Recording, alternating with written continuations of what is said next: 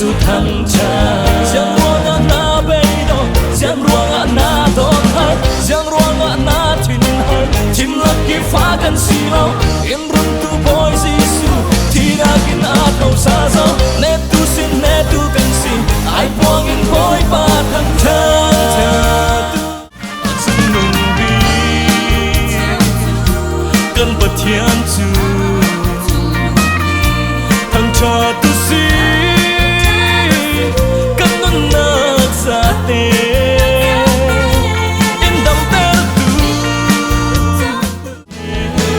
na tu sung lo nga on na kaki na dan sung lo nga na ngam na ang kalam zin shan na tleo na asi an ko na boy pa ni tinin in kilve Ebenezer, ôi quan lâm tròn cất chỉ lo riêng thiên khang tâm mai thành mận sẽ là riêng khang chỉ non la lo mà khó roa non la lo kể chú lê chun hi cần nè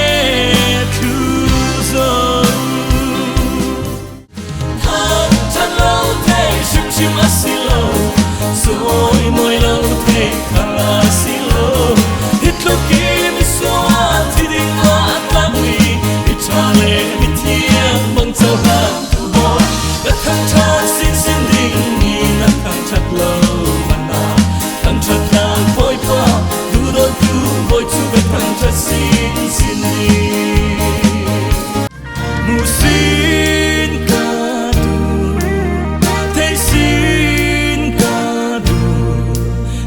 khi thiên na kinh nem an các khum asang bel kadam na aome kalom na kung sa kipi kan chat ka boy tu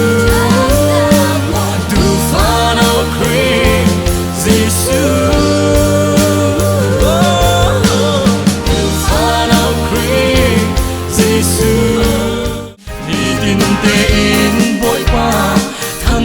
tu si đặc sa thiên lung kha ra tâm nát asi ka boy Giêsu ka lau du e ka thei top soin ka lau chun ding hallelujah boy pa min su loi si ro san nang nu a run tu boy ne na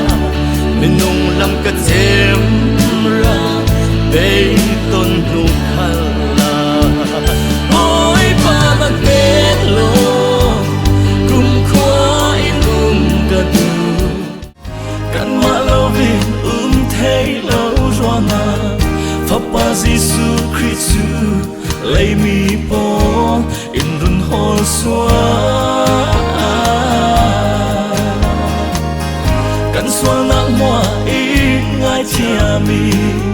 kan nang hoa in gam tel zo asung lo e